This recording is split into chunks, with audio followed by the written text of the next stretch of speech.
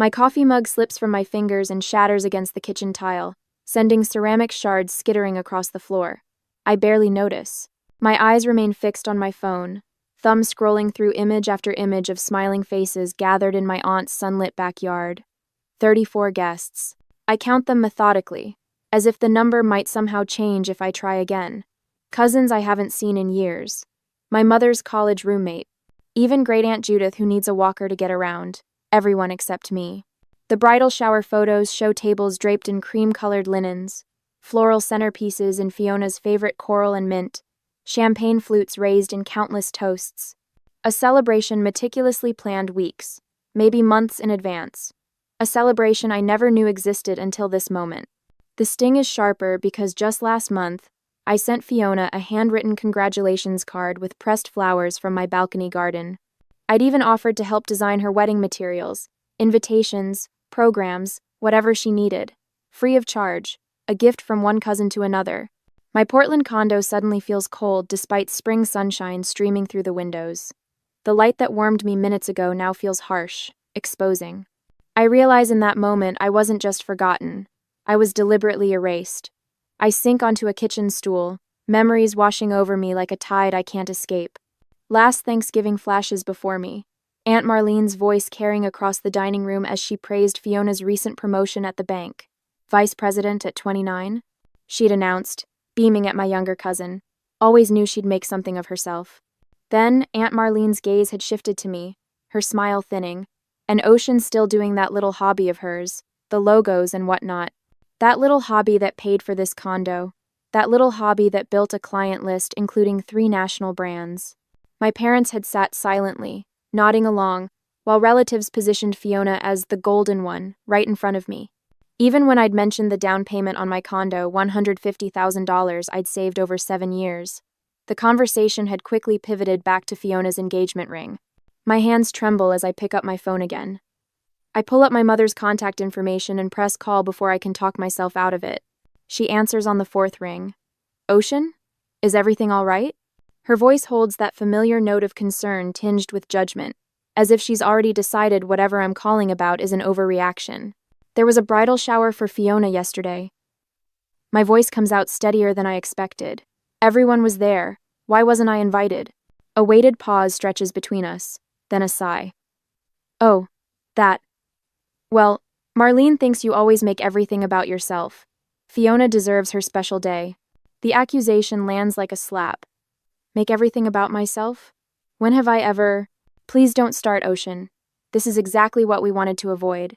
Your cousin deserves to be celebrated without drama. I stand up straighter, suddenly aware that my shoulders have been hunched forward, my body instinctively making itself smaller. So I'm... drama now? That's what you all think of me? It's not personal, Ocean. Not personal. The same words my mother uses whenever she wants to dismiss my feelings. My free hand stops trembling. A strange calm settles over me as I realize this isn't a misunderstanding. This was deliberate, planned, discussed. I'm going to call Aunt Marlene. Ocean, don't... My mother's voice rises with alarm, but I've already ended the call. I find Aunt Marlene's number and dial, surprised by my own steadiness. When her voice comes through, clipped and impatient, I don't bother with pleasantries. Why wasn't I invited to Fiona's bridal shower? A pause. Then, I was wondering when you'd call. No apology, no excuse. Just cold acknowledgement. You shouldn't be there. Fiona deserves a day that's just hers. Just hers. As if my presence would somehow diminish my cousin's happiness. As if I'm a shadow that might darken her spotlight. I'm her cousin, her only cousin. The words feel hollow even as I say them. Blood relation clearly means nothing. Listen, Ocean. Aunt Marlene's voice hardens. We've all discussed this. The wedding plans too. I suggest you don't make this into something bigger than it needs to be. Some relationships in this family are already strained. The threat isn't subtle. Push back. And what little connection I still have with my family might vanish entirely. I stand at my kitchen window, staring at the city spread out below, and suddenly understand with perfect clarity. My family values appearances over genuine connection. They always have. I hang up without saying goodbye, the silence in my apartment no longer oppressive but clarifying. A cardinal lands on my balcony railing, its bright red feathers vivid against the gray spring sky. It watches me for a moment before flying away, and I find myself wondering what it might be like to be that free. That day later, my phone pings with a notification while I'm sketching logo concepts for a new client. I almost ignore it. Deadlines wait for no one, but habit makes me glance at the screen. A group message from Aunt Marlene. Remember to bring Fiona's wedding flowers on Saturday. Good thing we didn't invite Ocean, less drama. My pencil stops mid-stroke. The room tilts slightly as I lean against the kitchen counter, my breathing shallow, the phone screen blurring before my eyes. I blink hard, reading it again. This wasn't an oversight, not a simple mistake, a coordinated family exclusion. I take a screenshot before the message disappears with a soft whoosh sound. Deleted, but not before I captured the evidence. The notification shows Fiona, Aunt Marlene, and my mother all in the thread. My mother. Of course. The next morning, I drive to my parents' suburban home, the screenshot burning a hole in my pocket like a loaded gun. Mom answers the door in her gardening clothes, dirt smudged across one cheek. Ocean? What a surprise. I was just about to make some tea. I follow her into the living room where she sits in her favorite armchair, settling into it with the comfortable ease of someone who feels secure in their position. I remain standing, suddenly aware of the family photos arranged on the mantel. Fiona's centered in most of them, my face half hidden in shadows or caught mid-blink. I got an interesting message yesterday. I say, pulling out my phone. Accidentally sent to me. But... Her face changes when I show her the screenshot, not surprise, but resignation. She doesn't even try to deny it. We all agreed it would be easier this way. She says, smoothing invisible wrinkles from her pants. Fiona deserves a beautiful wedding without complications. Complications? The word tastes bitter. You mean me. Now, Ocean, don't be dramatic. She sighs, using the tone reserved for when I'm being difficult. Perhaps you should make other plans for that weekend in May. Other plans? I repeat, my voice steady despite the trembling in my hands. While my cousin gets married at the Grand Lake Hotel? That $95,000 wedding, where every distant relative I barely know is invited except me? Mom's eyebrows lift slightly. How did you know about the venue? Cousin Rachel called last week asking about carpooling to the wedding. A small, cruel satisfaction blooms when I see her flinch. She assumed I'd be there. The silence stretches between us like a chasm growing wider by the second. Your father and I think it's better this way, she finally says. The whole family agrees. The whole family has been told what about me exactly? I ask, voice barely above a whisper. She looks away, fiddling with a loose thread on her sleeve. Just that you've always been sensitive about Fiona getting attention. The betrayal lands like a physical blow. Years of holidays where I sat quietly while Fiona was showered with praise. Years of watching my accomplishments dismissed while hers were celebrated with champagne toasts. You're trying to erase me from the family narrative. I say, the realization crystallizing. Everyone already believes I'm difficult because that's what you've told them. That's not true, she protests, but her eyes won't meet mine. It is true, and now I have a choice: accept being excluded or risk losing what little connection we still have. Mom stands, crossing to the window. I hope you'll make the right decision. Your father and I have been helping with your property taxes. If you make trouble about this wedding. If I make trouble? The words escape in a harsh laugh. Like standing up for myself? Like refusing to be erased? This is exactly why Marlene thought it best not to include you. Her voice hardens. Everything becomes a drama with you. 1. I leave without saying goodbye, driving aimlessly for hours. 3 client deadlines pass while I sit paralyzed in my apartment, unable to focus on the simplest design tasks. 3 days of potential revenue vanish while I stare at my phone, waiting for anyone in my family to say this was all a terrible mistake. No one does. That evening, Isla brings Thai food and wine to my condo, listening as I recount every detail. Unlike my family, she doesn't interrupt or dismiss my feelings. That's textbook emotional manipulation. She says, refilling my glass. They're gaslighting you into believing you're the problem when they're the ones excluding you. Her validation feels like the first sip of water after days in a desert. Marlene and your mom are tag-teaming to control the narrative, Isla continues. Classic toxic family dynamics. Later, alone on my balcony, I watch the city lights flicker on as darkness falls. The cardinal returns, perching briefly on the railing before flying away. As I sat there sipping wine gone warm, I wondered whether I should attend the wedding anyway and force a confrontation, or step away completely and build my own celebration elsewhere. The family I'd known all my life was slipping away, but was it worth fighting for relationships that caused so much pain? Fiona's engagement photos appear on my Instagram feed at precisely 8:17 a.m. on a Tuesday. I'm midway through my first cup of coffee when her radiant smile fills my screen, her fiancé gazing at her with practiced adoration against a backdrop of autumn leaves. The caption beneath cuts sharper than any knife could, celebrating our journey with those who truly support us, keeping our wedding intimate with only the people who've always been there. My phone buzzes 3 times in rapid succession.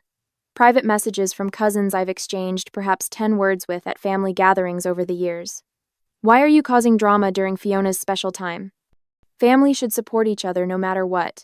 Aunt Marlene is so upset about your behavior. I set my phone face down on the kitchen counter, my hand trembling slightly. The accusations make no sense until I realize what's happening. They're rewriting history, crafting a narrative where I declined an invitation, rather than acknowledging I was deliberately excluded. My grandmother's call comes that evening as I'm washing dishes, her voice wavering with disappointment. Ocean, honey, I never thought you'd refuse to support your cousin's special day. The plate in my hands nearly slips. Grandma, I wasn't invited. That's not what Marlene told me. Her voice hardens with certainty. She said you couldn't put aside your jealousy for even one day. After we hang up, I stand motionless at my kitchen sink, water running over my hands until it turns from warm to cold. The family story about me is taking shape without my input. According to Isla, who still speaks with my mother weekly, Aunt Marlene has been sharing tearful accounts of my jealousy issues with anyone who will listen. The following week, Barton Media cancels our contract for their spring campaign. The email is polite but clear. We've heard you can be difficult to work with. We need someone who fits our collaborative culture. 3 days later, Westerly Home Goods pulls out of our preliminary discussions. The loss of both projects carves $27,000 from my expected quarterly income. I track the connections methodically. Barton's marketing director plays tennis with my uncle. Westerly's owner attends the same church as Aunt Marlene. Sleep becomes a distant memory. I spend nights hunched over my computer, redesigning my portfolio website instead of resting. Every pixel adjustment, every color shift, feels like reclaiming a small piece of my narrative. At 3 a.m., with my eyes burning from screen glare, I wonder how many hours of work it will take to outrun the whispers. My once comfortable routine fractures. I stop visiting Marigold Coffee despite their perfect oat milk lattes because Aunt Marlene's Bridge Club meets there Thursday mornings. I drive 15 minutes out of my way to shop at a different grocery store after spotting my mother's friend Caroline, examining apples in my usual produce section. Checking social media becomes a form of self-harm. Each notification triggers a physical response, quickened pulse, shallow breathing, fingers turning cold. I start documenting every interaction with family in a leather-bound journal, recording dates, exact wording, witnesses present. The evidence feels important somehow, though I'm not sure who I'm collecting it for. The anonymous text arrives on a Sunday morning. Some people aren't stable enough to attend formal events. Your absence is a kindness to everyone. I recognize the phrasing Aunt Marlene's particular brand of cruelty wrapped in concern. The phone slips from my fingers onto the couch as something inside me finally breaks. The doorbell rings at that exact moment. I consider ignoring it until I hear Isla's voice through the door. I know you're in there, Ocean. I brought Thai food and wedding magazines. She stands on my threshold, clutching a paper bag from Bangkok Kitchen and a stack of glossy publications. Her camera bag is slung over one shoulder. What are you doing here? My voice sounds hollow even to my own ears. Isla pushes past me into the apartment. Let's plan something that's actually worth celebrating, a day that's about joy, not appearances. I'm about to ask what she means when my mother's silver sedan pulls into the visitor parking space visible from my living room window. My stomach clenches. Client call in 5 minutes. I lie, reaching for my laptop as my mother knocks at the door. Isla squeezes my shoulder before retreating to the kitchen with our food. My mother enters without waiting for an invitation, her eyes taking inventory of my living space as if searching for evidence of my supposed instability. We need to talk, Ocean. She sits primly on my couch, her handbag balanced on her knees. This has gone far enough. The invitations are already printed. We're also down this. What invitations? I remain standing, suddenly aware of the power dynamics at play. Fiona's wedding invitations. She smooths an invisible wrinkle from her slacks. You need to let this go. This isn't about an invitation. The clarity in my voice surprises even me. It's about years of being treated as less than. Nadia. My mother's face hardens. If you can't support Fiona's happiness, maybe you're not the daughter I thought you were. The words should hurt, but instead, they illuminate something I've never seen clearly before. I straighten my shoulders, reclaiming the full height I've spent years unconsciously diminishing around my family. I'm exactly the daughter you raised. I tell her, my voice steady. I just stopped accepting the role you assigned me. Something flickers across her face, surprise, perhaps even respect before she composes herself. But in that moment, I realize a fundamental truth that changes everything. My worth isn't determined by family validation. It never was. Later that evening, Isla and I sit on my balcony, half-eaten Thai food between us. She scrolls through her calendar on her phone. I have a client photo shoot in Santa Barbara 3 weeks later. Come with me. We'll make it a working vacation. I could use an assistant. The offer brings unexpected tears to my eyes. While my family crafts excuses for my exclusion, my friends are creating alternatives for my inclusion. My phone chimes with a text from Thomas. Just declined my invite to Fiona's wedding. Not going somewhere my friend isn't welcome. The next morning, I wake up and speak confidently about my design business during a networking breakfast for the first time in months. 3 potential clients request follow-up meetings. Something has shifted inside me, a quiet certainty replacing the desperate need for approval. When Isla and I arrive in Santa Barbara 3 weeks later, the Pacific Ocean stretches before us like possibility itself. At a small bookshop near the marina, I meet Mateo, the owner with kind eyes and a quiet laugh who asks thoughtful questions about my design work. You should see my place at sunset, he says after our 3rd coffee together. I restored an old seaside villa just north of here. The light is perfect for someone with your eye for design. Standing on his terrace that evening, watching the sun sink into the ocean, a thought forms with unexpected clarity. What if the answer isn't fighting for inclusion in a celebration that doesn't want me? What if I wrote a different story for myself entirely? 2 months later, my phone sits on Mateo's kitchen counter, its screen displaying a half-finished invitation design. The coastal villa's morning light streams through tall windows, illuminating the space where 18 place settings will soon host the only people who truly matter in my life. What do you think about this font pairing? I point to the screen, where elegant script contrasts with clean sans serif text. Too predictable? Mateo leans forward, the scent of his coffee mingling with the salt air drifting through open windows. It feels like you, confident but not shouting for attention. I smile, making a small adjustment to the spacing. For 3 weeks, every spare moment has gone into planning this gathering. Not a reaction to family drama, but a celebration reflecting who I've become. Each element from hand-pressed botanical prints to custom playlists showcases my professional talents while honoring genuine connections. May 15th, I say, tracing the date on screen. Far enough from Fiona's wedding that no one can claim I'm being competitive. Does it matter what they think? Mateo asks, his voice gentle but challenging. It matters that I know my intentions. I save the file and close my laptop. This isn't about them anymore. For the first time since finding those bridal shower photos, excitement bubbles up without the bitter aftertaste of rejection. I'm creating rather than reacting, building something authentic rather than fighting for space where I'm unwanted. My phone rings, Aunt Marlene's name flashing on screen. I consider letting it go to voicemail, then decide against it. I'm done hiding. Hello? My voice comes out steady, professional. Ocean. Her voice could freeze water. What's this I hear about you planning some vacation during family wedding season?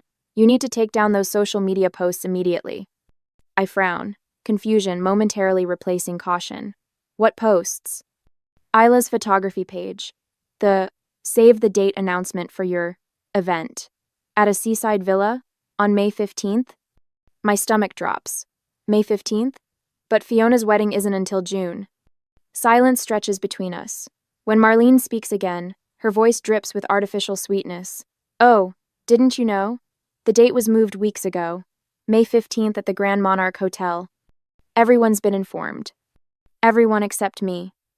So you're having your little party the same day as Fiona's wedding? The accusation hangs in the air. Family will take sides, Ocean. Think about what you're doing. My first instinct is panic. Should I change my date? Apologize for a conflict I didn't create? But as Marlene continues listing reasons I should rearrange my plans, something hardens inside me. I look at the invitation design, at Mateo setting coffee mugs in the sink, at the home that welcomed me without conditions. I won't rearrange my joy to accommodate your judgment, I say quietly. What did you just say to me? The date stays, Aunt Marlene. Anyone who wants to attend either event should follow their heart. You've made yours clear. I end the call before she can respond. Mateo watches me carefully, waiting. Apparently, Fiona's wedding is the same day as our celebration, I tell him. Complete coincidence. Do you want to change our date? The question hangs between us. With both ceremonies now scheduled for the same day, I faced a choice: postpone my celebration to avoid conflict, or proceed with the day Mateo and I had planned. Was preserving peace with people who excluded me worth disrupting my own happiness? No. I answer finally. We're keeping our date. Mateo nods, understanding without needing explanation. This is the difference between chosen family and blood ties. One requires performance, the other offers acceptance. Later that afternoon, my phone buzzes with Isla's message. Saw your final invitation design. Gorgeous. Consider photography services my gift to you both. I smile, typing back my thanks. Within minutes, a group chat forms with friends, coordinating travel plans, turning our gathering into a weekend celebration. Thomas offers to handle wine selection, while Jana wants to arrange flowers from local markets. You focus on the creative stuff. Mateo says that evening, showing me spreadsheets, tracking accommodations and transportation. I've got logistics covered. As we work side by side, him managing practical details, me designing personal touches, I realize we're creating something neither of my parents would understand. This isn't about reaction, but intention.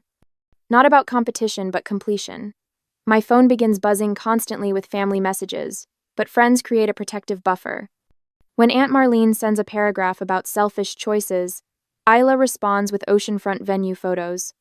When my mother texts asking how I could do this, Mateo hands me paint swatches for table settings. A week before our celebration, an unexpected text arrives from my cousin Rachel, whom I haven't spoken to in months. Grandmother's asking questions about why you weren't invited to anything. Marlene's story isn't holding up anymore. I read it twice, unsure how to respond. The next day, another message arrives, this time from Uncle David. Something doesn't add up about this wedding drama. Fiona keeps changing her explanation. The family narrative, so carefully constructed, begins showing cracks. Different relatives have been told different versions of my exclusion, and the contradictions are becoming noticeable. When my grandmother's name appears on my phone that evening, I answer immediately. Ocean? Her voice sounds smaller than I remember. I'd like to hear your side of this wedding business. Before I can form a response, another call beeps through my mother. I let it go to voicemail, focusing on my grandmother's questions. Later, I listened to my mother's message, her voice strained with forced casualness. We need to talk about a compromise. Can we meet tomorrow? It's urgent. I set the phone down, looking out at the sunset, painting Mateo's garden in golden light. For the first time, the thought of facing my family doesn't fill me with dread. Whatever comes next, I'm standing on solid ground. The knock on my door comes at 8:15 on a Tuesday morning, 3 days before my ceremony. Through the peephole, I see my mother clutching her purse with white knuckles while Aunt Marlene stands beside her, designer handbag dangling from a tight grip. I consider pretending I'm not home, but the truth needs addressing eventually. Ocean, sweetheart. My mother's voice carries forced cheer as she steps into my condo. We thought we should talk. Aunt Marlene follows, her gaze sweeping critically across my living room where design samples for my ceremony with Mateo lie neatly arranged. This has gone far enough, she says, not bothering with pleasantries. I remain standing while they settle onto my sofa. The power dynamic feels different now. In their presence, I no longer shrink. We'd like to propose a compromise, my mother says, hands fidgeting with her wedding ring. You can attend Fiona's reception. The evening portion only. If her eyes meet Marlene's briefly, you cancel your party. Think about how this looks to everyone, Aunt Marlene adds. 2 events on the same day divides the family, forces people to choose sides. Quote. My mother leans forward, voice dropping. Your grandmother is very stressed about this situation. At her age, this kind of family conflict isn't good for her heart. The manipulation is so transparent, it almost makes me laugh. Instead, I walk to my drafting table and return with a leather portfolio. I'd like to show you something, I say, opening it to reveal watercolor sketches of an intimate seaside ceremony. This is what Mateo and I have planned. 18 guests. No formal invitations. Just people who genuinely care about us. I turn pages slowly, showcasing menus I've hand-lettered, custom place settings, flower arrangements in shades of amber and sage. The date was set weeks before I learned about Fiona's wedding. I explain, voice steady. We didn't choose it to compete. We chose it because the villa has perfect sunset lighting for photography. My mother's brow furrows in confusion. But why didn't you tell us? I pull out another folder containing mock-ups of elegantly designed invitations. Invitations I never sent. I respected your decision to exclude me. I didn't think you'd want to know. She looks genuinely stunned. Ocean. We never meant. I'm not asking anyone to choose. I interrupt gently. You made your choice months ago. This celebration isn't about Fiona. I close the portfolio. It isn't even about you. Aunt Marlene stands abruptly, pacing toward my design wall where client projects hang alongside ceremony plans. This doesn't change anything, she insists. Playing dress-up won't change that Fiona's wedding is the real event. I feel something snap inside me, not in anger but in clarity. I'm not playing anything, Aunt Marlene. I'm living authentically while you're performing. I gesture toward my portfolio. These designs aren't pretend. They're my profession. The profession you've dismissed as that little hobby for years. I slide a brochure across the coffee table. This is my wedding portfolio. 3 national brands have hired me based on these designs. While you were telling everyone about my jealousy issues, I was building a business that pays for this condo. My mother sinks deeper into the sofa, eyes lingering on a photo of Mateo and me at his villa. For the first time, she seems to see beyond her sister's narrative. Were we really that cruel? She asks quietly.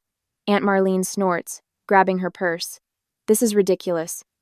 I'm not sitting here while she twists everything around. She storms toward the door but pauses with her hand on the knob. Fiona's wedding cost $95,000. It's at the Grand Hotel. There will be 200 guests. That's what a real celebration looks like. I smile, not unkindly. That sounds lovely for Fiona. I hope she feels truly seen there. After Marlene slams the door, my mother remains seated, looking smaller than I've ever seen her. You taught me I wasn't worth including. I tell her, voice soft but firm. I taught myself I was worth celebrating. She opens her mouth to respond, but her phone chimes with a text. She reads it, face paling slightly. What is it? I ask. Your cousin Deborah is asking if she can come to your ceremony instead of Fiona's. She looks up, bewildered. How does she even know about it? I shrug. People talk, the same way they talked about excluding me. After my mother leaves, promising to think about everything, I water my balcony garden, wondering which ceremony she'll attend, if either. My phone rings just as the sun slips behind downtown buildings. Ocean? Mateo's voice sounds excited. You won't believe this. That wedding blog I told you about, Modern Celebrations, they want to feature our ceremony. They love the idea of an intimate designer's wedding that focuses on authenticity over extravagance.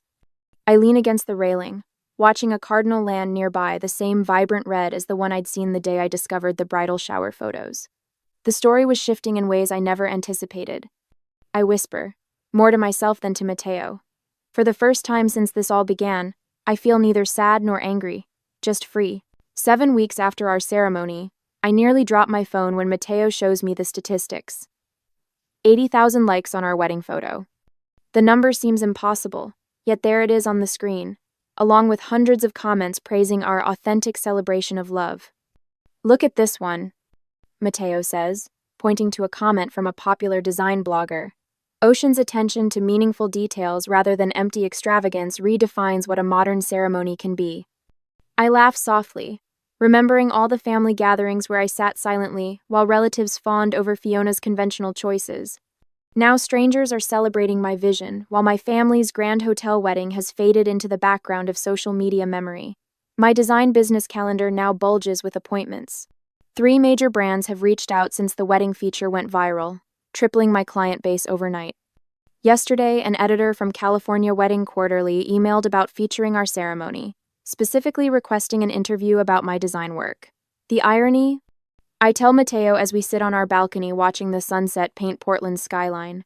They excluded me to keep me from stealing focus. And now, the doorbell interrupts my thought. A courier delivers a cream-colored envelope with Aunt Marlene's distinctive handwriting.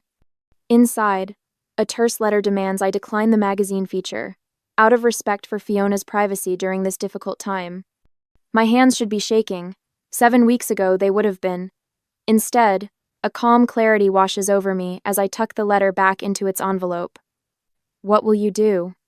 Mateo asks, his voice gentle. I walk to my desk and pull out a copy of the magazine that featured my design portfolio last month. I slip it into a mailing envelope with a note I've composed without hesitation. I'm not competing with Fiona. I'm completing my own story. Note: no anxiety floods my system as I seal the envelope. No desperate need for approval tightens my chest. The transformation still surprises me how completely I've stopped seeking validation from people determined to withhold it. 2 days later, Isla calls with news that sends me spinning through our apartment. "The showcase is confirmed," she announces. 30 designers, and you're the headliner. My friends have organized a rewritten design showcase at a restored estate near Seattle, featuring artists who've reimagined traditional approaches. The event emphasizes authentic connection over manufactured perfection, substance over performance. At the opening reception, Isla raises her glass. "To writing ourselves into stories worthy of our lives," she toasts, and the room erupts in applause. I stand among people who celebrate rather than diminish my vision, and the contrast to family gatherings couldn't be starker. The following month, Mateo and I move into a modest apartment overlooking downtown. The space is smaller than my condo, but filled with light and possibilities. My calendar now includes speaking engagements about authentic design alongside client meetings with companies that value substance over flash. I'm arranging prints for my office wall when the doorbell rings. When I open it, Aunt Marlene stands there with Fiona slightly behind her. Enthapted. "We need to talk," Marlene says, pushing past me into the apartment. "This has gone far enough." Fiona looks uncomfortable as Marlene continues. "Was all this necessary? The magazine? The showcase? Were you so determined to make a point?" I study their faces. Marlene's indignant, Fiona's uncertain, and feel a surprising wave of compassion. "You think this is about you?" I ask quietly. "It's the first time I've celebrated without worrying how you'd twist it. That's all." They leave shortly after, Marlene stiff-backed and silent, Fiona with a backward glance I can't quite interpret. As I watched them leave the showcase, I wondered if healing family wounds requires both sides to acknowledge the injury, or if sometimes the healthiest path is to simply tend your own garden and let others make their choice. What would you do? Work to repair relationships that caused such pain, or focus on nurturing the connections that helped you bloom? My parents called me a thief to every corporate employer in Chicago. For 2 years, my resume was toxic and no one would hire me. Last week, I sat in what I thought was just another dead-end interview, ready for another rejection. Then the CEO pulled out a sealed letter my grandmother wrote 10 years ago, and the entire room went completely silent. "My name is Rachel. I am 33 years old, and until that moment, I thought my life was completely over. If you have ever been pushed to the absolute edge by the people who were supposed to protect you, let me know where you are watching from in the comments below. Hit that like button and subscribe to hear how I turned a 10-year-old letter into the ultimate corporate takedown." The winter wind in Chicago was brutal the morning I walked into the Pierce Global building. My hands were freezing, but my palms were sweating inside my cheap wool coat. Pierce Global was a titan in the logistics industry. Their headquarters was a towering fortress of glass and steel that dominated the downtown skyline. I stood in the massive marble lobby feeling entirely out of place. 2 years ago, I would have walked into this building with total confidence. Back then, I was a top-tier supply chain analyst and a ruthless internal auditor. I knew my worth, and I knew my industry. but 2 years of relentless rejection can break even the strongest person. I had been ghosted by dozens of recruiters. I had received countless automated rejection emails. I was down to the last few $1,000s in my savings account fighting off eviction notices and eating cheap canned food just to survive. I had applied for a mid-level analyst position at Pierce Global, expecting to be interviewed by some junior HR representative. Instead, the receptionist directed me to the top floor, the executive suite. I had no idea why Jonathan Pierce, the billionaire CEO of the entire corporation, was taking the time to interview a desperate candidate for a mid-level job. When the elevator doors opened on the top floor, a silent assistant led me down a long hallway lined with expensive modern art. She opened the heavy oak doors to the boardroom and gestured for me to step inside. The room was intimidating. Floor-to-ceiling windows offered a dizzying view of Lake Michigan. Sitting at the far end of a massive glass conference table was Jonathan Pierce. He was 55 years old with sharp features, silver hair, and eyes that looked like they could cut through solid steel. He did not smile when I walked in. He did not offer small talk or ask about my journey to the office. "Sit down, Rachel," he said, pointing to the leather chair across from him. His voice was deep and commanding. I took my seat, keeping my posture perfectly straight. I had rehearsed my answers to all the standard interview questions. I was ready to talk about supply chain optimization, vendor management, and financial forecasting. I was ready to prove that I was still the brilliant analyst I used to be. But Jonathan did not open my resume. He did not ask about my skills or my education. Instead, he reached into a sleek leather folder and pulled out a single printed email. He slid it across the smooth glass table until it stopped right in front of me. "Read it," he commanded. I looked down at the paper. My heart stopped beating, and the blood drained completely from my face. The email was sent from the official corporate address of Apex Distribution, the medical supply company founded by my late grandmother Beatrice and currently run by my parents William and Catherine. I recognized the signature block at the bottom immediately. It was my mother. I read the words printed on the page and felt a familiar, suffocating wave of panic and humiliation wash over me. "To whom it may concern," the email began. "We understand Rachel has applied for a position at your firm. It is our unfortunate duty as industry peers to inform you that our daughter Rachel was terminated from Apex Distribution for embezzling $250,000. We chose not to press criminal charges out of familial obligation, but she is a thief. Do not hire her." The silence in the boardroom was absolute. I stared at the piece of paper, feeling the air leave my lungs.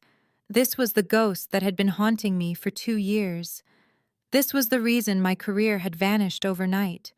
My own parents had not just fired me, they had actively hunted down every application I submitted and poisoned the well.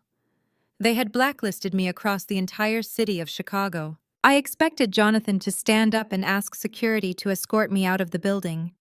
That is what happened at the last firm I interviewed with. But Jonathan just sat there, resting his chin on his steepled fingers, watching me with an unreadable expression. Why would a top-tier auditor let her own parents ruin her career without putting up a fight? He asked, his voice dangerously quiet.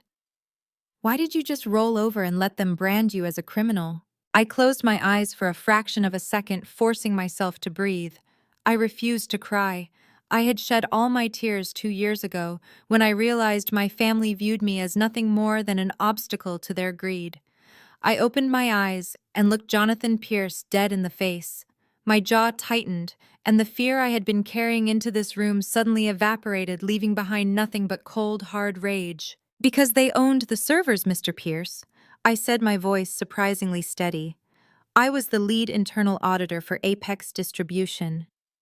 2 years ago, I was running a routine quarterly reconciliation when I found massive discrepancies in the vendor payout logs.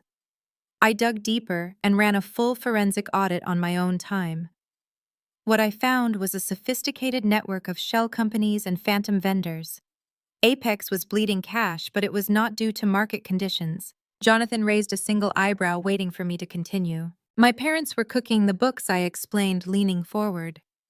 William and Catherine were siphoning hundreds of thousands of dollars out of the company operating budget. They were using it to fund an incredibly lavish lifestyle for my younger sister, Madison.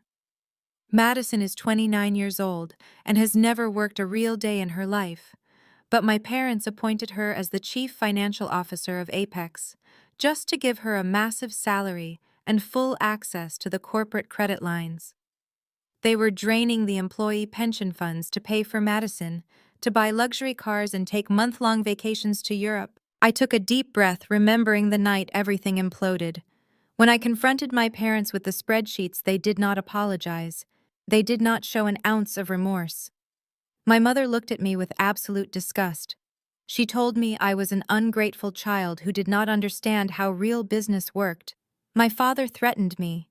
When I told them I was legally obligated to report the discrepancies to the IRS, they panicked. They locked me out of the building that same night. I continued, my hands gripping the edge of the glass table. They revoked all my administrative credentials and wiped my hard drive. Before I could secure my own physical copies of the audit trails, they fabricated a series of wire transfers using my old login credentials. They moved $250,000 into a dummy account and framed me for the theft. They told me if I ever went to the authorities, they would hand their fabricated evidence over to the police and let me rot in prison. Then they started sending that email to every logistics and financial firm in the Midwest. They made sure I could never work in this industry again to guarantee I would never have the resources to fight them. Jonathan Pierce did not break eye contact.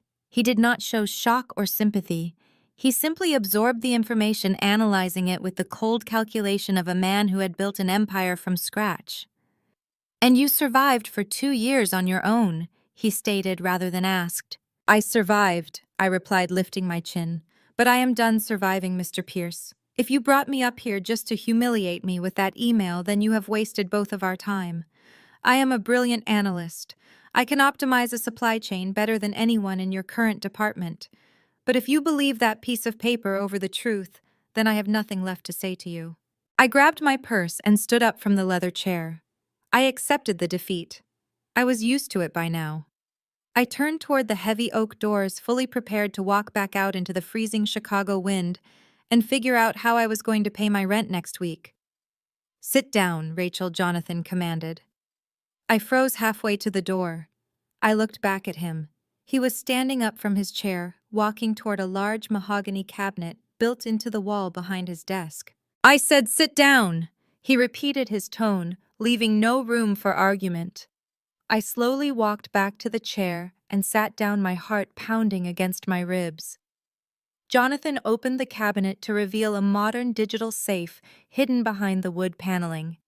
He typed in a long sequence of numbers and opened the heavy steel door. "I did not call you up to the executive suite to humiliate you, Rachel," he said, reaching into the safe. "I called you up here because I made a promise to a very formidable woman a long time ago." He walked back to the conference table and placed an object right next to the email my parents had written. It was an old, thick envelope. The paper was slightly yellowed with age. It was sealed shut with a heavy stamp of red wax. I leaned forward, staring at the wax seal. My breath caught in my throat. I recognized the emblem pressed into the red wax. It was the original vintage logo of Apex Distribution, the logo my grandmother Beatrice had designed herself when she started the company with a single delivery truck 40 years ago. "Your grandmother Beatrice was a force of nature," Jonathan said, looking down at the sealed envelope. "She was a titan in the Chicago business world. She was also one of my earliest mentors when I was just starting Pierce Global. She taught me everything I know about logistics and corporate integrity." I stared at the envelope, unable to form a coherent sentence. My grandmother had passed away 10 years ago. She was the only person in my family who ever truly loved me. She was the one who paid for my accounting degree, who taught me how to read balance sheets when I was a teenager, who always protected me from my parents' toxic favoritism toward Madison. When she died suddenly from a stroke, my parents immediately took control of Apex and my life turned into a nightmare. "What is this?" I whispered, pointing at the envelope. "Your grandmother, Beatrice, gave me this 10 years ago," Jonathan said, his voice dropping to a somber, respectful register. It was just a few weeks before she passed away. She came to my office and handed me this envelope. She explicitly instructed me to lock it in my safe. She told me to never open it under any circumstances. She gave me one single incredibly specific instruction regarding this letter. He slid the envelope across the glass table until it touched my hands. She told me to keep it sealed until the exact day you walked into my office asking for a job, Jonathan said, looking me right in the eyes. I have waited 10 years for you to submit an application to Pierce Global, Rachel. I have been tracking your career. I knew about the blacklist email your parents circulated 2 years ago. I wanted to step in, but Beatrice made me swear on my life to wait until you came to me on your own terms. My hands were shaking violently as I picked up the envelope. The paper felt heavy and fragile. Open it, Jonathan commanded quietly. It is time to find out what Beatrice left for you. My fingers slipped under the heavy wax seal of the envelope. The dried red wax snapped with a sharp crack that echoed in the vast boardroom. Inside rested a single piece of thick parchment paper covered in the elegant sweeping cursive I had not seen since I was a teenager. My eyes scanned the top of the page. My dearest Rachel, my grandmother had written. If Jonathan has handed this to you, then you have survived the worst of them. I am writing this letter because I know my son William and his wife Catherine better than they know themselves. I know they are greedy. I know they are incompetent. And most of all, I know they will try to destroy you because you possess the one thing they completely lack: integrity. I took a shaky breath, keeping my eyes glued to the paper. Beatrice's handwriting was steady and purposeful. When I built Apex Distribution, I built it on hard work and honest accounting. But William looks at the company not as a legacy to protect, but as a personal bank account to drain. Catherine encourages his worst instincts. They favor Madison because she is just like them, willing to take the shortcuts, willing to flaunt wealth she did not earn. I knew that if I left the entire company to you directly, they would drag you into probate court for decades. They would bleed you dry with legal fees. They would use every dirty trick to strip you of your rightful inheritance. So I decided to play a different game. A game they are too short-sighted to ever understand. I looked up at Jonathan Pierce. He was leaning back in his leather chair, watching me absorb the words. He gestured toward the letter with his chin, urging me to finish. I did not leave the commercial land that Apex Distribution operates on to William. My grandmother wrote, I severed the real estate holding from the operational business entity. I placed 51% of those 30 prime acres into an irrevocable blind trust. Jonathan Pierce is the trustee. You, Rachel, are the sole and absolute beneficiary. William and Catherine own the business, but they do not own the ground they stand on. You do. Trust Jonathan. Take back what is yours. I set the letter down on the glass table. My mind was spinning, trying to process the massive legal and financial implications of what I had just read. A blind trust is a financial arrangement where the beneficiary has no knowledge of the specific assets, and the public has no way to trace the ownership back to the beneficiary. It is a bulletproof fortress of financial privacy. For 10 years, Jonathan said, his deep voice breaking the silence, your parents have been writing rent checks to the property management division of Pierce Global. They believe this corporation owns the commercial industrial park where Apex Distribution is headquartered. They have no idea that every single dollar of their lease agreement has been quietly filtering through our accounts and compounding in a private trust bearing your name. You are their landlord, Rachel. I stared at him. The sheer irony of the situation hit me with the force of a freight train. My parents had spent the last 2 years dragging my name through the mud. They had called me a thief. They had blackmailed and blacklisted me across the entire city of Chicago, forcing me to eat canned soup and dodge eviction notices. All while they were physically sitting inside a building that I technically owned. They were paying me rent while trying to starve me to death. Your grandmother was a brilliant strategist, Jonathan continued, leaning forward and resting his arms on the table.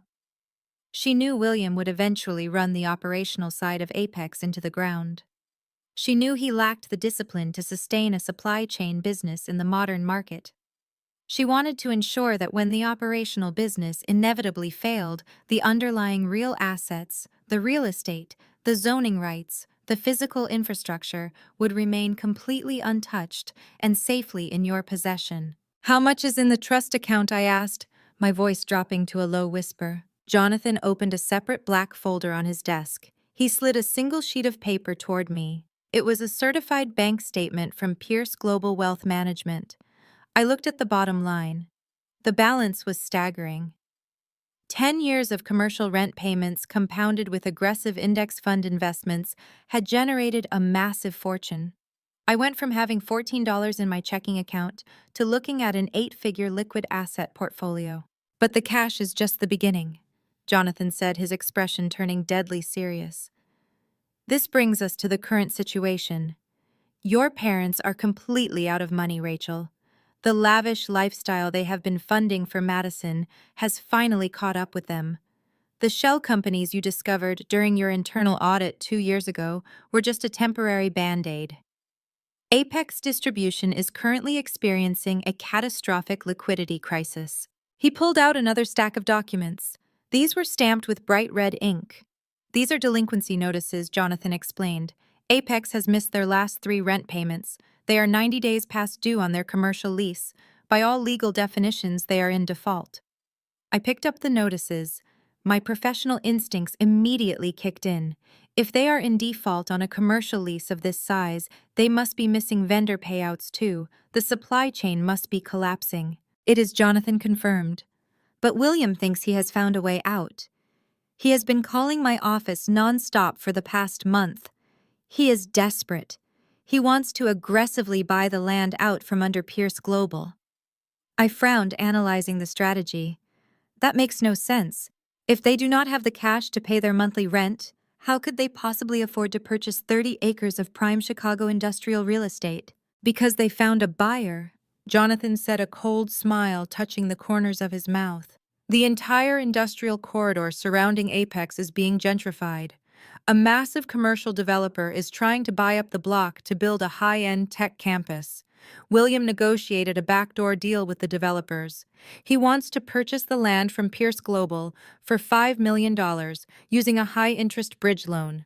The very next day, he plans to flip that exact same land to the commercial developers for $15 million. He wants to pocket a $10 million profit, I said, realizing the sheer audacity of my father's plan. He wants to use that $10 million to plug the massive hole he and Catherine created in the company accounts. He wants to use it to cover up his tax fraud before the IRS notices the missing pension funds. Exactly, Jonathan said. William thinks I am just a busy CEO who views that land as a minor line item on a massive corporate balance sheet. He thinks he can bully or smooth-talk my real estate division into a quick, quiet sale. He thinks Pierce Global will just sign over the deed to get rid of a delinquent tenant. Jonathan reached into his jacket pocket and pulled out a heavy gold-plated fountain pen. He set it on top of the delinquency notices. Then he slid the master deed of the property across the table. I am the trustee, Jonathan said, his gaze locking onto mine. But you are the sole beneficiary, and you are now 33 years old. According to the bylaws of the trust, you are of age to assume direct, unshielded control of the assets. If you pick up that pen and sign these papers, we take off the blindfold. You become the direct, public, legal owner of the Apex Distribution headquarters. I stared at the gold pen. The metal gleamed under the harsh boardroom lights. You can evict them tomorrow morning, Jonathan said, his voice steady and resolute. You can order the sheriffs to lock the doors. You can freeze their entire operation. You can deny the sale to the developers and let William and Catherine drown in the debt they created. You can end them right now with a single signature, Rachel. I reached out and let my fingertips brush against the cool metal of the pen. For 2 years, I had dreamed of revenge. I had imagined 100 different ways to make my parents pay for what they did to me. I had suffered through freezing nights in a rundown apartment, crying myself to sleep because my own blood had branded me a criminal. The power to destroy them was quite literally at my fingertips. I could ruin William and Catherine with a stroke of ink. Suddenly, my phone buzzed in my coat pocket. The harsh vibration broke the heavy silence of the boardroom. I pulled the phone out. The screen lit up with a new text message. It was from Madison. My spoiled, entitled sister rarely contacted me unless she wanted to rub her wealth in my face or demand a favor. I opened the message. Thanksgiving dinner is at the main house this Thursday, Madison had written. Mom said you can come, but only if you use the back entrance. We need someone to help the catering staff wash the dishes after the actual family finishes eating. Do not wear those cheap clothes you had on last time. Brad's family will be there and we cannot have you looking like a homeless person. I stared at the glowing screen. Madison was engaged to Brad, a wealthy but superficial man from a prominent family. She was hosting Thanksgiving to show off her fake success. She wanted me there to serve as the punchline to her jokes. She wanted to humiliate the unemployed sister in front of her high society guests. I slowly placed the phone face up on the glass table. I looked at the text message. Then I looked at the gold pen. Finally, I looked up at Jonathan Pierce. I pushed the pen back across the table. Are you declining the trust? Jonathan asked, his brow furrowing in slight confusion. No, I said, my voice dropping to a dangerous, icy calm. I am accepting every single asset my grandmother left me. But I am not signing those papers today. Jonathan leaned back, crossing his arms. Explain. Ending them with a piece of paper from a boardroom is too easy, I said, standing up from the chair. My posture was rigid. The defeated, desperate woman who had walked into this office an hour ago was dead. In her place was the rightful owner of a multi-million-dollar estate. If I evict them tomorrow, they will just spin a new lie. They will tell their country club friends that a greedy corporation forced them out. They will play the victims. They will hide behind their fake wealth and pretend it was a business tragedy. I picked up my coat and slipped it on. I am going to that Thanksgiving dinner, Mr. Pierce, I said, looking down at the legal documents. My parents and my sister love to put on a show. They love an audience. So I am going to give them exactly what they want. I am going to let them sit at the head of the table. I am going to let them boast about their success. I am going to let them think they have won. A slow, calculating smile spread across Jonathan's face. He understood perfectly. I want to look them in the eyes when the ground collapses beneath their feet, I said, buttoning my coat. I want to watch them dig their own graves in front of everyone they are trying to impress. Prepare the transfer documents, Mr. Pierce. I will be back to sign them next week, but first I have a holiday dinner to attend. Driving up the winding driveway of my parents' suburban estate in Oak Brook always felt like entering an alternate reality. The massive wrought iron gates swung open to reveal a meticulously manicured lawn that cost more to maintain in a single month than I had earned in the last 2 years. I parked my rusted 10-year-old sedan at the very edge of the long cobblestone driveway, deliberately keeping it hidden in the shadows, far away from the gleaming luxury vehicles lined up near the grand front steps. I stepped out into the freezing November air, pulling my thin wool coat tighter around my shoulders. The front door burst open before I even reached the porch. Madison stood there, framed by the warm golden light of the grand foyer, holding a crystal champagne flute. She wore a stunning emerald silk designer dress that clung to her perfectly sculpted figure. Behind her, the sprawling house buzzed with the loud, arrogant laughter of people who believed their wealth made them untouchable. Madison did not offer a greeting or a welcoming smile. Instead, she pointed her champagne flute toward the center of the driveway. "You parked too far away, Rachel," she mocked, taking a slow, deliberate sip of her drink. "You almost missed the main attraction." I followed her gaze. Sitting in the most prominent spot in the circular driveway under the glare of the exterior floodlights was a brand new Porsche Panamera. The paint was a deep metallic black that seemed to absorb the light entirely. It still had the temporary dealer tags taped to the windshield. "Beautiful, is it not?" Madison asked, her voice dripping with sheer entitlement. "A little reward to myself. A CFO bonus for closing out a spectacular quarter at Apex Distribution. Dad said my financial restructuring saved the company from a major slump, so he authorized the payout immediately." I looked at the car. A $120,000 luxury vehicle bought by a 29-year-old woman who could not even read a basic balance sheet without a calculator. 2 years ago, I was the one doing the financial restructuring. I was the one finding the massive bleeding leaks in the operational budget. Now the company was 90 days delinquent on their commercial lease, facing total eviction, and my sister was bragging about a cash bonus that did not actually exist. I heard the heavy crunch of footsteps on the frost-covered walkway. Jamal stepped out of the shadows of the wraparound porch. Jamal was Madison's husband. He was 31 years old, a brilliantly sharp Black American tax attorney who always carried himself with a quiet, composed dignity. His presence always felt entirely out of place in my loud, abrasive family. He wore a tailored charcoal suit and held a simple glass of sparkling water. Jamal never drank alcohol at these family functions. I always suspected he needed a perfectly clear head to navigate the endless minefield of microaggressions my parents constantly threw his way. "Good evening, Rachel," Jamal said, his deep, resonant voice cutting through Madison's shrill boasting. "I am glad you could make it." He extended a hand and I shook it. His grip was firm and grounding. He looked at my thin, worn coat and then at the freezing winter wind whipping around us. "Let us get you inside," he said, gesturing toward the open door. "It is freezing out here." Madison rolled her eyes dramatically.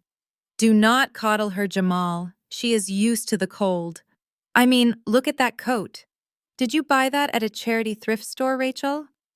I thought I told you Brad's parents were coming tonight. We cannot have you looking like a charity case in front of his family." I did not respond to the bait. I simply walked past her and stepped into the grand foyer of the house. The overwhelming heat of the mansion hit me instantly. The rich smell of roasted turkey and expensive imported spices filled the air. My mother, Catherine, was standing in the center of the massive chef's kitchen, directing a team of hired caterers with the ruthless efficiency of a dictator. She wore a stunning velvet gown and a diamond necklace that caught the light with every sharp movement of her head. She turned and saw me standing in the hallway. Her face immediately contorted into a mask of pure disgust. "You are late," Catherine snapped, marching toward me.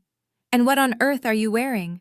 I told Madison to make sure you understood the formal dress code. I took off my coat, revealing a simple but clean black dress. "It is appropriate for a holiday dinner," I said, keeping my voice perfectly even. Catherine snatched the coat from my hands and tossed it onto a nearby chair with a huff of profound irritation. "It looks cheap," she hissed, leaning in close so the catering staff would not hear her venomous tone. "Brad's family comes from old money, Rachel. They own half the commercial real estate in the city. I will not have my disgraced unemployed daughter making us look like commoners. Take this." She shoved a stiff white linen apron against my chest. "Since you insist on showing up and eating our food, you can make yourself useful," Catherine ordered.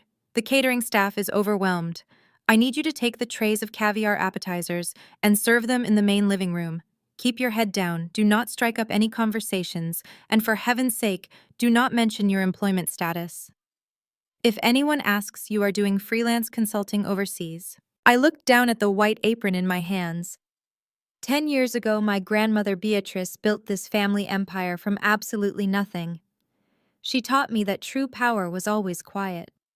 She taught me that people who felt a desperate need to degrade others were usually hiding a massive, catastrophic weakness. I thought about the legal documents locked in Jonathan Pierce's unbreachable steel safe. I thought about the eviction notices stamped in bright red ink. I thought about the $15 million commercial land deal my parents were desperately trying to close to save themselves from total bankruptcy. I took the apron from my mother's hands and tied it carefully around my waist. "I will serve the appetizers," I said, offering her a polite, empty smile. Catherine looked momentarily shocked by my total compliance. She had fully expected a fight. She had wanted a screaming match so she could kick me out into the snow and play the grieving victim for her wealthy guests. When I simply agreed, she scoffed, turned on her designer heel, and marched back into the kitchen barking orders at a terrified waiter. I picked up a heavy silver tray loaded with intricate caviar bites and walked into the massive living room. The space was packed with wealthy guests holding crystal glasses and talking loudly over each other.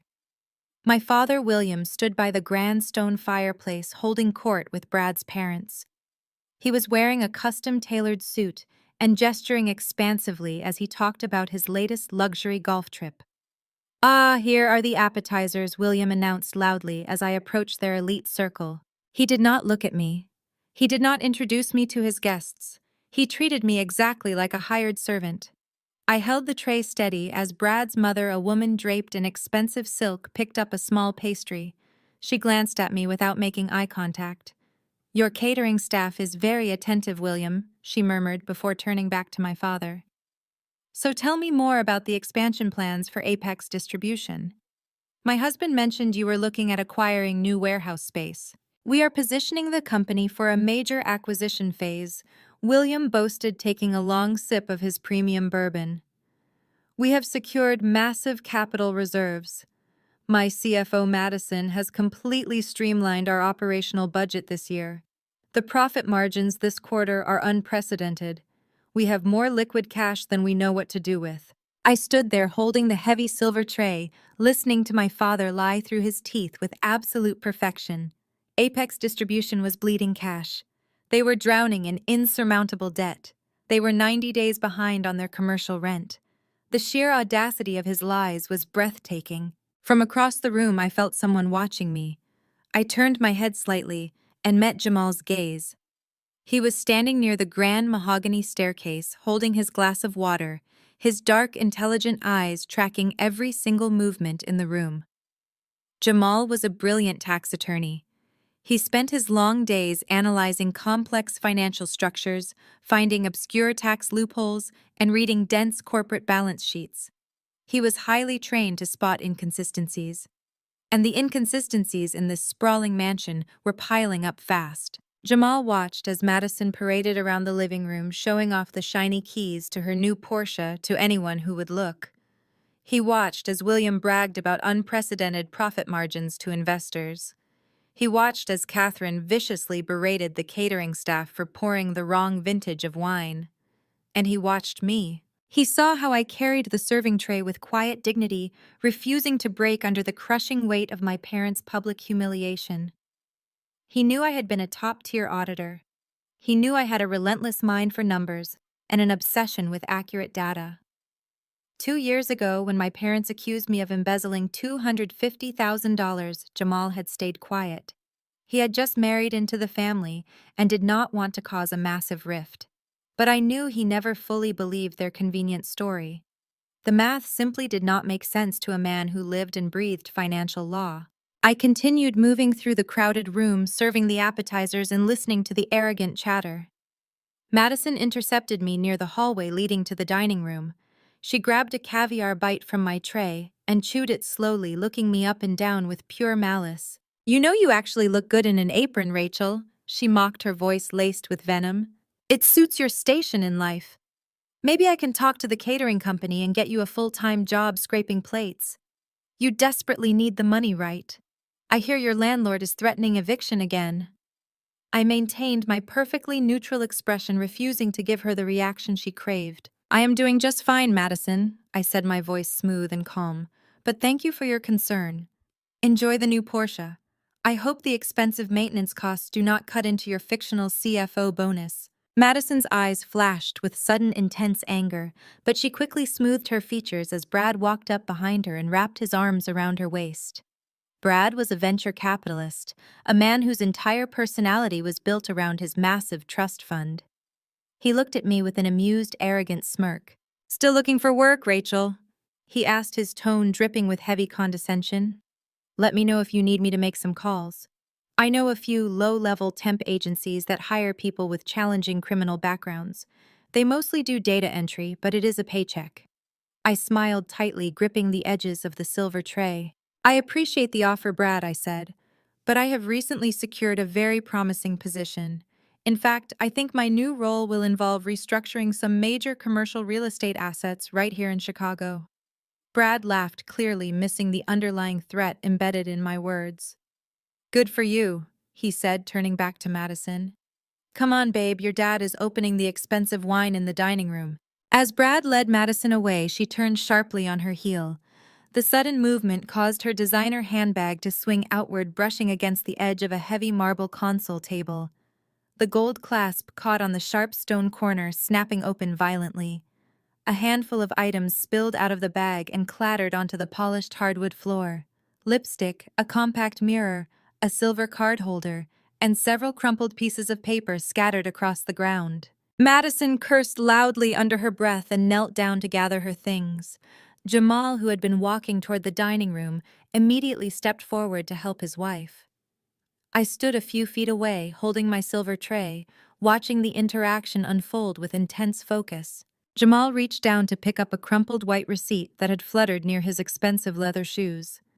As his long fingers brushed the paper, he froze completely.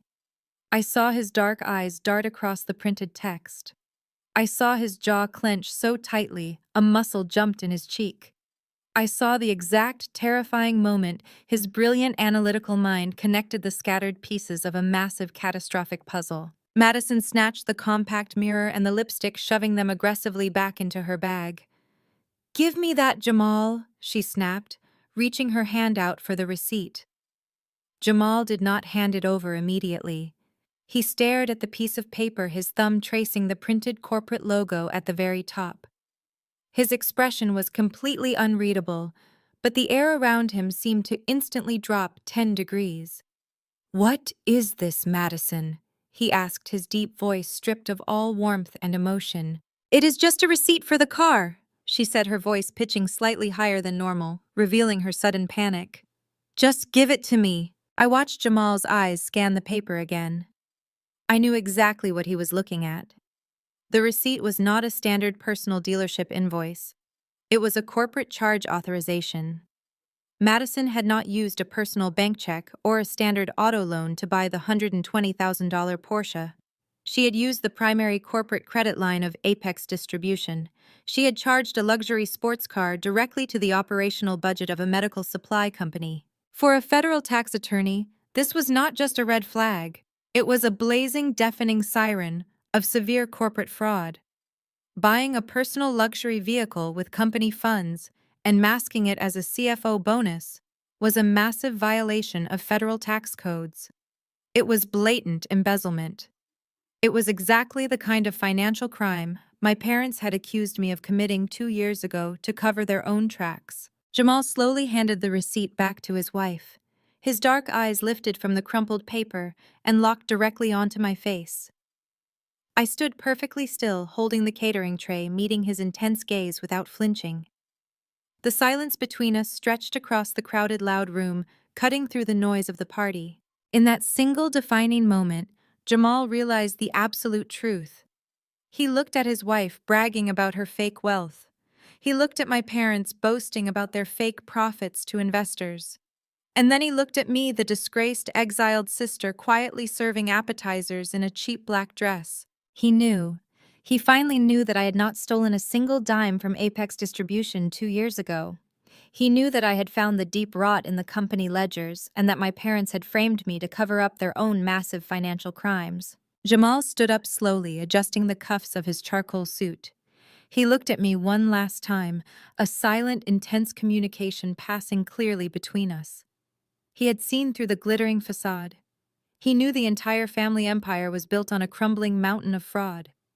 And as I watched him turn and walk quietly toward the dining room away from his panicking wife, I knew I had just found the one powerful ally I needed to bring the whole operation crashing down. The clinking of expensive crystal and the low hum of arrogant conversation filled the sprawling dining room.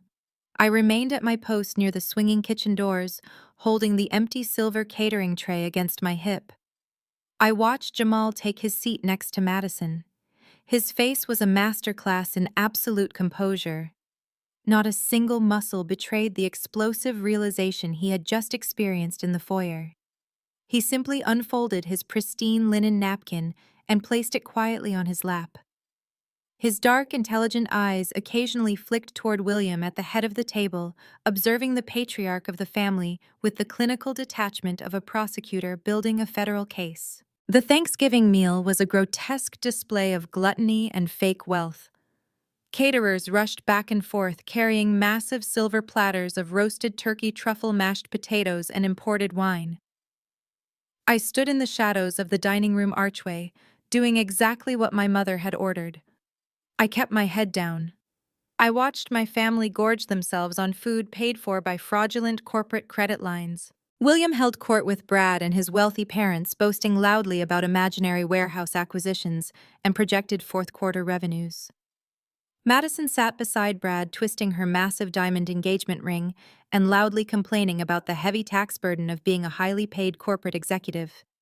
Catherine played the perfect high society hostess, smiling sweetly and directing the hired help with sharp flicks of her manicured fingers. Nobody offered me a plate. Nobody asked if I wanted a glass of water. I was entirely invisible to them until I was no longer useful. When the dessert plates were finally cleared and the wealthy guests began moving toward the parlor for after-dinner drinks, Catherine suddenly materialized beside me. Her fake smile vanished the second we were out of eyesight of Brad's parents. She grabbed my upper arm, her fingernails digging painfully into my skin through the thin fabric of my black dress. "Put the tray down," she hissed, her breath smelling sharply of expensive champagne. "Go to your father's private study, right now. Do not speak to anyone on your way there." I gently pulled my arm out of her painful grip. I placed the silver tray on the nearest counter and smoothed down the front of my dress. I did not ask questions. I simply turned and walked down the long, dimly lit corridor that led to the west wing of the estate. William's private study was designed to look like the office of a self-made billionaire. The walls were lined with floor-to-ceiling bookshelves filled with leather-bound volumes he had never bothered to read. A massive Persian rug covered the hardwood floor. At the center of the room sat a massive antique mahogany desk. The air smelled heavily of aged scotch and expensive cigar smoke. I stepped inside the room. William was already sitting behind his desk. Catherine walked in right behind me and pushed the heavy oak doors shut. I heard the distinct metallic click of the brass lock engaging. I was officially cornered. "Sit down," Rachel William ordered, pointing to one of the rigid leather chairs positioned directly across from his desk. He did not sound angry. He sounded falsely benevolent, which was infinitely more dangerous. I remained standing. "I prefer to stand," I said, keeping my voice perfectly flat. "What do you want?" William sighed heavily, rubbing his temples as if dealing with a stubborn toddler. He opened a sleek leather folder on his desk and pulled out a stack of crisp legal documents. He aligned the edges of the paper with methodical precision. "Your mother and I have been discussing your unfortunate situation." He began, his voice dripping with fake paternal concern. "We know the last 2 years have been incredibly difficult for you. We know you have been struggling to find employment. We know you are barely scraping by in that tiny, miserable condo downtown." I stared at him. The sheer audacity of his words was staggering. I was struggling because they had systematically blacklisted me across the entire city of Chicago. They had intentionally starved me out of the corporate sector. "We want to help you," Catherine chimed in, moving to stand directly behind William's leather chair. She placed her hands on his shoulders, offering me a sickeningly sweet smile. "You are our daughter, after all. We do not want to see you living in poverty." I crossed my arms over my chest. "Cut the performance," I said sharply. "You locked the door. You brought out legal documents. You do not want to help me. You want something from me. Tell me what it is so I can leave." William's fake smile completely vanished. His eyes hardened, turning cold and transactional. He slid the stack of legal papers across the polished mahogany surface toward the edge of the desk. "Apex Distribution is undergoing a brief business expansion." William stated, his tone shifting into his aggressive corporate negotiating voice. "We are finalizing a massive acquisition deal next week that will double our operational capacity. However, because the expansion is happening so rapidly, we have a temporary liquidity gap. We need a short-term bridge loan to finalize the paperwork." I looked down at the documents sitting on the edge of the desk. I did not need to pick them up to know exactly what they were. I was a former top-tier supply chain analyst and a highly trained auditor. I could read a standard commercial collateral agreement upside down from 3 feet away. "You want my condo?" I said, my voice dropping to a low, disbelieving whisper. It is just a temporary collateral assignment, Catherine said, quickly waving her hand, as if she were swatting away a fly. We just need to pledge the deed of your downtown property to a private lender to secure the bridge loan. We will release the lien in 6 months once the expansion capital starts flowing. You will not even notice a difference. In exchange, we will give you a generous monthly stipend so you can stop begging for freelance work. I stared at the two of them. For a moment, the absolute absurdity of the situation robbed me of my ability to speak. I had purchased that small, modest one-bedroom condo 5 years ago with my own hard-earned savings. It was the only asset I had managed to protect when my parents launched their campaign to destroy my life. I had survived on ramen noodles and skipped meals just to make sure I never missed a single mortgage payment on that property. And now my parents, who were currently standing in a multi-million-dollar mansion, surrounded by luxury cars and high society guests, were asking me to hand over the only roof I had over my head. A sound bubbled up from my throat. I tried to suppress it, but I could not. I threw my head back and laughed. It was a cold, genuine, echoing laugh that bounced off the mahogany walls of the study. I laughed until my chest ached. I looked at the two multimillionaires sitting across from me, begging their unemployed, disgraced daughter for a real estate handout. William slammed his fist down on the desk, making the heavy crystal ashtray rattle. "This is not a joke, Rachel," he roared, his face flushing a deep, angry red.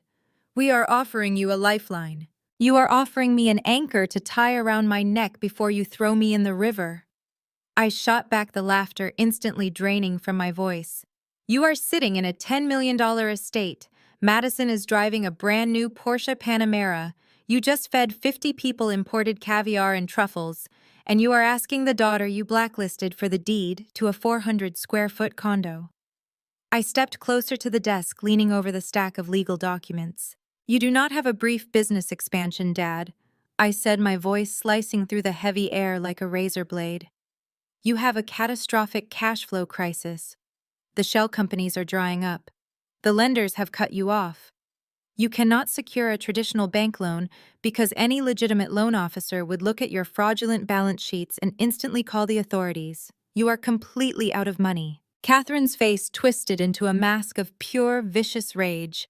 The sweet maternal facade disintegrated entirely. She stepped out from behind the desk, marching right up to my face. "You ungrateful, arrogant little wretch!" Catherine snarled, her voice dropping to a venomous hiss. "You will sign those papers right now. You owe us. We gave you everything. We raised you. We fed you. We paid for your entire existence. I paid for my own college tuition. I fired back, refusing to back down an inch. And I paid for my own condo. You gave me nothing but a target on my back." Catherine's eyes widened with manic fury. She pointed a sharp, trembling finger directly at my chest. "If you do not pick up that pen and sign that collateral agreement right now, I will make your current miserable life look like a vacation," she threatened, her voice shaking with raw malice. "I know exactly who your current landlord is. I will call him tomorrow morning. I will tell him you are a convicted thief. I will tell him you are under federal investigation for embezzlement. I will have you thrown out onto the freezing streets before the end of the week. I will ruin your credit score permanently. I will make sure you starve in the gutters of this city." William stood up from his leather chair, towering over the desk. "You have no leverage here, Rachel," he barked, his fists clenched at his sides. "You are a nobody. You have no job. You have no reputation. You have no power. We are handing you a chance to be useful to this family for the first time in your miserable life. You should be down on your knees thanking us for giving you an opportunity to earn back our grace. Sign the document." I looked at my mother, whose face was contorted with pure hatred. I looked at my father, whose chest was heaving with desperate, angry breaths. They really believed they held all the cards. They really believed they had backed me into a corner I could never escape. I slowly placed my hands flat on the polished mahogany surface of William's desk. I leaned my weight forward, closing the physical distance between us. I did not yell. I did not scream. I looked my father dead in the eyes with absolute terrifying calm. I am not signing anything, I said, my voice dropping to a deadly quiet whisper. And you should be very careful making threats you cannot afford to back up, Dad. William sneered, showing his teeth. I can afford to destroy you 10 times over. Can you? I asked, tilting my head slightly. Because an hour ago, I watched Madison drop a corporate charge receipt on the hardwood floor of your hallway. A receipt for a $120,000 luxury vehicle charged directly to the operational budget of Apex Distribution. William stopped breathing. The angry red flush on his face vanished entirely, replaced by a sickly pale gray. Catherine took a sudden panicked step backward, her high heel stumbling on the edge of the Persian rug. I held my father's terrified gaze, refusing to let him look away. You might want to rethink your aggressive business strategies, Dad, I said, my voice echoing softly in the dead silence of the study. Because the IRS tends to heavily audit companies that buy Porsches as office supplies. William turned absolutely ghost white. His mouth hung open, but no sound came out. The powerful, intimidating billionaire patriarch had completely evaporated, leaving behind nothing but a terrified, desperate fraud staring down the barrel of a loaded gun. I did not wait for William to find his voice or for Catherine to recover from her panicked stumbling. I simply turned on my heel and walked out of the heavy oak doors, leaving them suffocating in the toxic, freezing air of their own ruined study. The satisfying heavy click of the brass lock disengaging behind me felt like a starting pistol firing into the night sky. The war was officially on, and they had absolutely no idea how heavily outgunned they truly were. While I was delivering my ultimatum in the West Wing, another quiet, devastating confrontation was actively brewing in the grand hallway. Jamal had not returned to the dining room to finish his meal. He stood in the shadowed alcove near the lavish coat check, the crumpled white receipt, burning a figurative hole in his tailored suit pocket.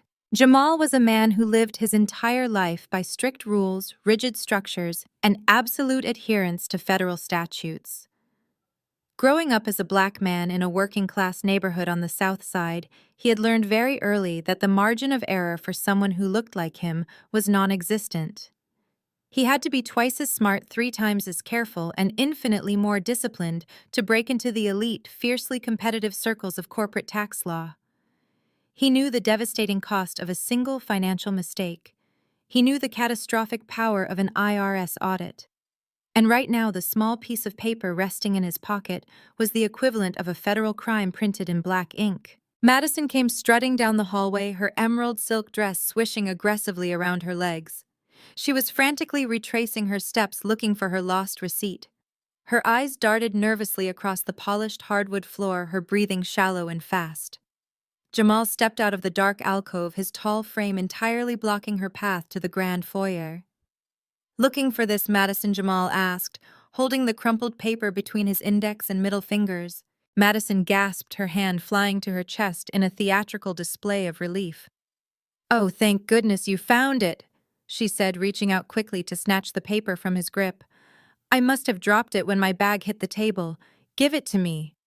Jamal did not hand it over. Instead, he pulled his hand back, raising the paper to his eye level.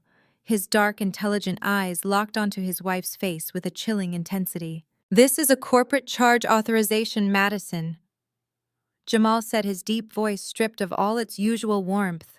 "For a $120,000 luxury sports car, charged directly to the operational supply budget of Apex Distribution. You did not buy this car with a personal bonus check. You bought it with company funds." Madison rolled her eyes, letting out a loud, dramatic sigh of profound irritation. She crossed her arms over her chest, tapping her designer heel impatiently against the floorboards. "It is a CFO bonus, Jamal." She snapped, her voice pitching higher with defensive arrogance. "Dad authorized the payout himself. Stop acting like a low-level paranoid auditor. You do not understand how real corporate wealth operates. We move money around all the time to maximize our tax benefits. It is perfectly legal." Jamal felt a muscle jump tightly in his jaw. The sheer blinding ignorance of her statement was staggering. You cannot disguise a personal luxury vehicle as a corporate operational expense to avoid capital gains and luxury taxes, Jamal explained, speaking slowly and clearly, as if explaining fire to a child. If the IRS flags this specific transaction, they will not classify it as a creative accounting error. They will classify it as willful intentional embezzlement. You are the chief financial officer of the company Madison. Your personal signature is on the corporate ledger. You will be the one facing federal indictment, not your father. You are being completely ridiculous, Madison hissed, her face flushing an ugly shade of red. Dad knows what he is doing. He has accountants who handle all the annoying paperwork. Just give me the receipt and go back to the party before you ruin my mood. Before Jamal could respond to her blatant dismissal, heavy, aggressive footsteps echoed down the hallway. William, fresh from the study and seething with violent, uncontainable rage from my earlier threat, stormed over to them. His face was still a dangerous shade of crimson, and his fists were tightly clenched at his sides. He saw Jamal holding the receipt and immediately marched into Jamal's personal space, attempting to use his physical presence to intimidate his son-in-law. "Is there a problem here?" William barked, his voice laced with venomous authority. "Why are you harassing my daughter in the middle of our holiday party?" Jamal did not back down an inch. He stood his ground, looking down at his father-in-law with absolute unwavering calm. "I am asking my wife why she is committing federal tax fraud to finance a sports car," Jamal stated evenly, holding the receipt up for William to see. "This purchase is a direct violation of the corporate tax code. If the authorities audit Apex Distribution, Madison will be held personally liable for misappropriation of corporate funds. I am trying to protect her from going to federal prison." William snatched the receipt from Jamal's hand, crushing it into a tight ball in his fist. He glared at Jamal, his eyes filled with a toxic mixture of classism, racism, and pure unfiltered arrogance. "You listen to me very carefully," William snarled, stepping so close that Jamal could smell the expensive bourbon on his breath. "You are a tax attorney, Jamal. You are a paper pusher. You bill by the hour to clean up the messes of men like me. You sit in a little cubicle and highlight rulebooks because you lack the actual stomach for high-level aggressive business maneuvering." Jamal remained perfectly silent, absorbing the insult with a stoic expression, letting William expose his true putrid character. "In this family, we make real money." William continued, jabbing a thick finger hard against Jamal's chest. "We build empires. We do not cower in fear over some minor bureaucratic red tape. Do not question my daughter's finances just because your working-class background makes you terrified of taking risks. You married into a completely different league. You get to wear those expensive suits and eat at this table because I allow it. Learn your place in this house, or pack your bags and go back to whichever neighborhood you crawled out of." The racial and class-based microaggressions hit exactly as William intended. It was a blatant, undeniable reminder that William viewed Jamal not as a son-in-law, not as an equal partner to Madison, but as a prop. A respectable, highly educated black man they could parade around to show their progressive social standing while secretly viewing him as entirely beneath them. Jamal slowly turned his head to look at Madison. He waited for his wife to step in. He waited for her to defend their marriage, to reprimand her father for the blatant, disgusting disrespect he had just displayed. He expected the woman he loved to draw a firm boundary and stand by his side. Instead, Madison crossed her arms tighter and offered a smug, self-satisfied smirk. "Dad is right, Jamal Madison," said her voice dripping with extreme condescension. "Stop trying to drag us down to your boring bureaucratic level. You are always so anxious about rules and regulations. It is frankly embarrassing. Go get a drink, mingle with the guests, and relax. You are ruining the holiday for everyone with your constant complaining." In that exact freezing moment, the illusion completely shattered. The heavy, invisible chain of loyalty that Jamal had carried for years instantly snapped. Jamal looked at his wife, truly seeing her for the very first time. She was not a vibrant, ambitious woman who occasionally made naive mistakes. She was a greedy complicit and fundamentally corrupt fraud. She would happily watch her father disrespect her husband, and she would gladly let Jamal take the fall if her financial crimes ever caught up to her. He was nothing but a legal shield to her, a convenient safety net to deploy when her reckless entitlement caused a disaster. The profound clarity of the betrayal washed over Jamal, leaving behind a cold, mechanical focus. He was a man of the law, and he was currently standing in a house full of arrogant criminals who believed they were utterly invincible. "You are absolutely right," Jamal said, lowering his head and feigning total submission. His voice was smooth, stripping away any hint of his internal rage. "I apologize, William. I overstepped my bounds. It is not my place to question the financial operations of Apex Distribution. I will go get a drink and mingle with the guests. Please excuse me." William grunted in satisfaction, puffing out his chest, thoroughly pleased with his ability to command obedience. Madison smiled, clearly thrilled to have won the argument without having to exert any actual effort.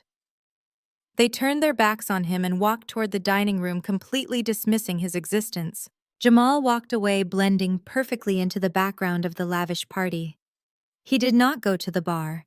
He did not mingle with Brad's wealthy, pretentious parents. Instead, he moved silently through the crowded corridors, slipping unnoticed into the dark, empty library, located just down the hall from William's private study. He closed the heavy doors silently behind him and locked them. He stood in the pitch-black room surrounded by unread books and antique globes and pulled his encrypted smartphone from his jacket pocket. Jamal was a highly technical attorney. 2 years ago, when William complained about the slow internet speeds in the mansion, Jamal had personally upgraded the commercial-grade routers for the estate. He knew the exact architecture of the home network. More importantly, he knew William's incredibly lazy, predictable administrative passwords. William was a man who believed his wealth made him immune to cyber threats, leaving his private home office desktop completely unsecured on the shared network. Jamal connected his phone to the mansion's primary Wi-Fi. His fingers flew across the digital keyboard with practiced, terrifying speed. He bypassed the basic firewall and accessed the shared network drive hosted on the desktop in the study next door. The screen of his phone illuminated his face in the dark library.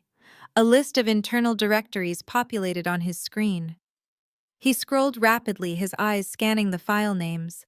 He bypassed the personal photos and generic legal templates, searching for the core data.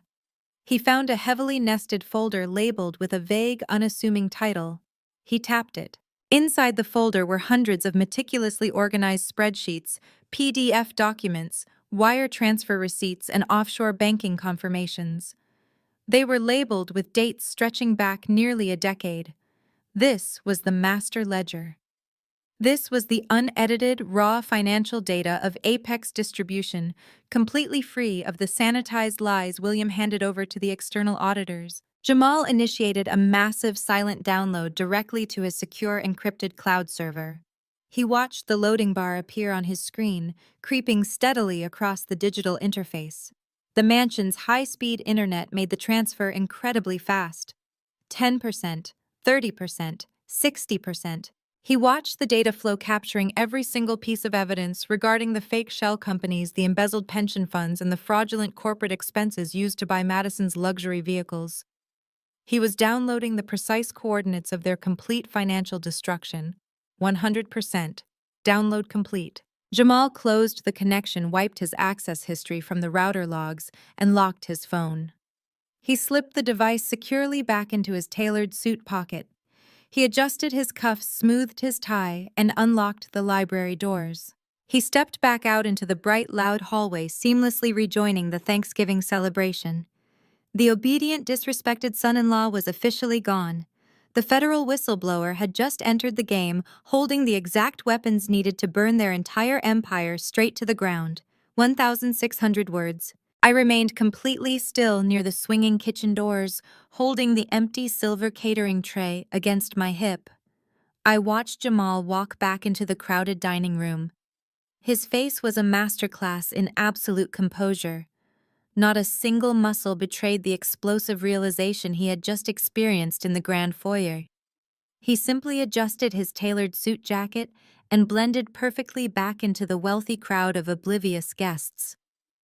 I knew my parting words to William in the private study had lit an uncontrollable fuse. I was just waiting for the massive explosion to tear through the mansion. It did not take long for the detonation to occur. The heavy oak doors of the west wing flew open with a violent, resounding crash. The sharp sound echoed through the sprawling estate, slicing through the polite, aristocratic chatter and the soft, classical music playing from the hidden surround sound speakers. William marched down the long corridor toward the main dining area. His face was a mask of pure, unadulterated rage. He was not walking like a sophisticated, wealthy host. He was storming like a cornered, wounded animal. Catherine trailed dangerously close behind him, her heavy velvet gown swishing frantically against the hardwood floor as she struggled to keep up with his aggressive, pounding strides. I braced myself, gripping the rigid edges of the silver catering tray so tightly my knuckles turned completely white. I refused to break eye contact as my father approached. William bypassed the elite guests, mingling in the parlor. He ignored Brad and his affluent parents, who were sipping imported brandy by the massive stone fireplace. He made a direct, aggressive beeline for the dining room archway where I stood. He did not care about social decorum anymore. He did not care about keeping up appearances for his investors. The explicit threat of an IRS audit had completely shattered his carefully constructed facade of aristocratic grace. Panic had overridden his common sense. "Everyone look at this ungrateful wretch!" William bellowed, his deep voice booming aggressively across the grand living room. He pointed a thick, trembling finger directly at my face. The entire holiday party ground to a sudden, terrifying halt. The classical music seemed to fade entirely into the background. Dozens of high society guests turned their heads, their expensive crystal glasses suspended mid-air. Madison gasped loudly, clutching Brad's arm tightly, her eyes darting between me and her furious father. Jamal stood near the edge of the crowd, his face remaining an unreadable mask of absolute calm calculation. William stepped so incredibly close to me I could smell the sharp, bitter tang of expensive scotch on his panicked breath. He leaned forward, trying to use his physical size to intimidate me into submission.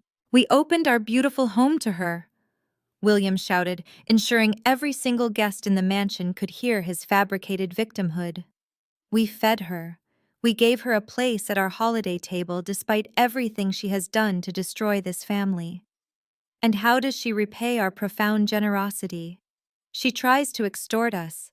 She demands money and threatens to ruin our business if we do not pay her off." Shocked whispers erupted immediately across the lavish room. Brad's mother placed a delicate hand over her pearl necklace, looking at me with profound, unfiltered disgust. The guests were eating up the lies exactly as William intended. "Extortion," Catherine echoed, stepping up beside my father and adopting a look of theatrical, agonizing heartbreak. She played her manipulative role perfectly, wiping an imaginary tear from her eye with a shaking hand. "We offered her a lifeline today. We offered to help her get back on her feet after she ruined her own career with her criminal behavior, and she demanded a massive cash payout. She threatened to call the authorities and invent vicious lies about this family if we did not hand over our hard-earned money." I stared at my parents. The sheer magnitude of their delusion was breathtaking to witness. They were desperately trying to flip the narrative right in front of their most important investors. They were actively trying to paint me as a desperate, deranged blackmailer to discredit anything I might say about their financial crimes.